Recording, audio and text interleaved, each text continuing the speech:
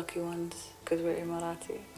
And for the ones living here, you're also just as lucky because this country is a home to every man, woman, and child that comes and lives here. Everyone, it's a land of opportunity. It's safe. If you have a good idea, you have a chance. I mean, you have Pakistanis behind the camera.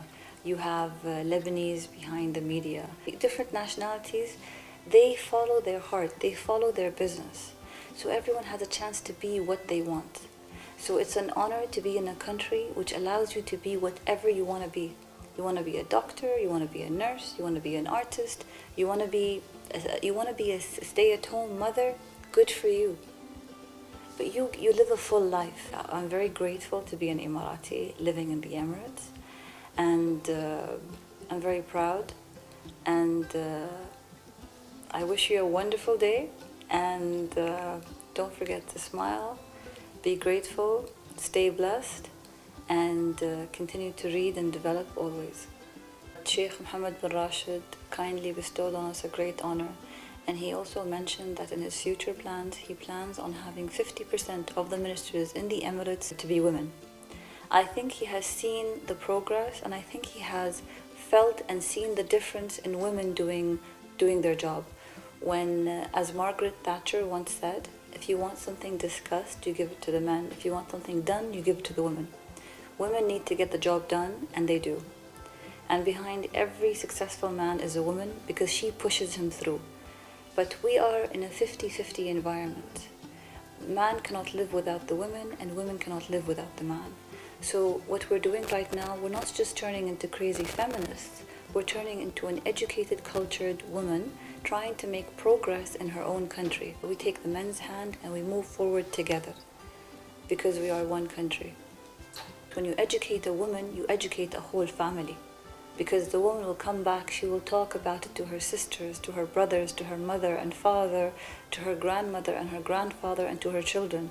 And she will plant the seeds of passion, of growth, in being an inquisitive child, wanting to be more, wanting to be a more successful person. I am a student of my parents. My parents were pioneers in education. My father was one of the first medical doctors in the country. My mother was the first school principal in the country. She was one of the first group of women to actually travel abroad to get a college education, herself and her sister. And now education has come to our country. We have colleges. We didn't have colleges back in the day.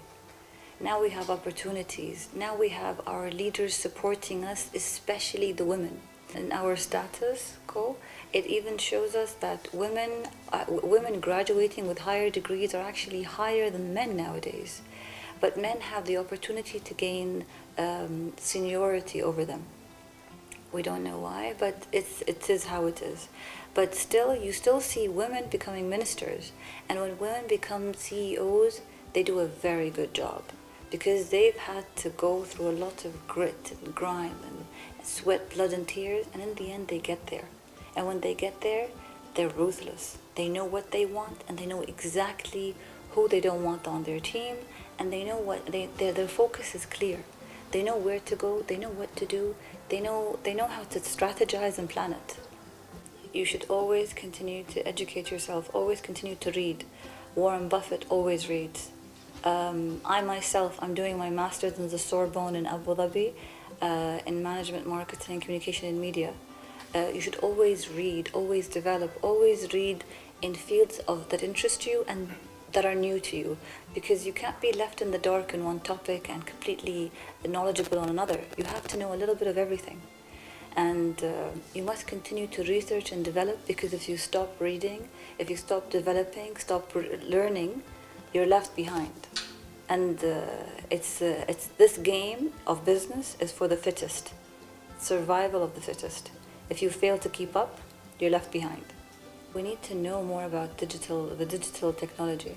We need to know a little bit more about computer science, computer technology, computer development, and I think we need more computer courses, even if they're short courses, because this will introduce us to courses in the future developments that we should have a right to have a hand in, to have some kind of key role in establishing and creating for our own taste and like and culture.